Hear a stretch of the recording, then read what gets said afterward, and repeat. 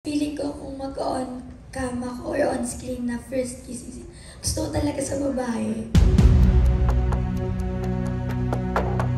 Sabi ko, pag ikaw pinormahan ko, tapos kinakantahan ko siya.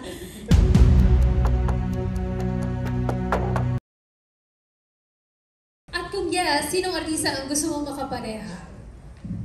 Ako po, opo, sabi ko nga dati pag nag-aasaran kami, halimbawa, tatanungan kami nila ko, si Ethan or nung boyfriend ko, okay lang kaya magkakissing scene ganyan.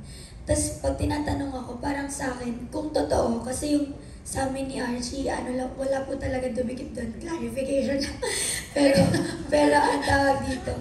Pero feeling ko kung mag-on cam ako or on screen na first kiss, gusto ko talaga sa babae. Kasi feeling ko mas komportable ako pag ganun. And feeling ko walang ilangan, less issue, less hassle, and experience siya eh. Yes, so parang fulfilling po siya for an experience of an actress. Meron ka bang name na gustong i-drop sa amin para malaman namin kung sino ba ang gusto mong unang makapareha sa ganyan? If ever lang naman.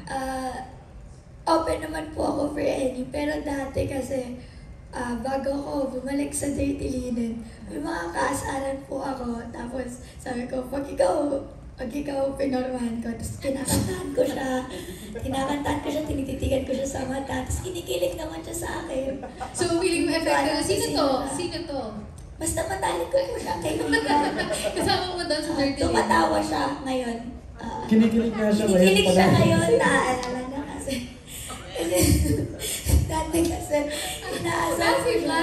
Okay. May mga Actually, how do you feel about that? Ikaw pala ang unang gusto makasama niya. If ever. Kasi gusto niya din yung ganung role. Actually, I remember that na you guys, pwede kayong open kayo to ganyang roles, right? I mean, pansin ko lang po kasi there's a lot of BL series now. Hindi pa po masyado madami sa GL. So like, if ever lang naman po, I would be comfortable doing it with my best friend. And kasi ang magaling siyang actress eh. And madami kami makukuha sa isa't isa.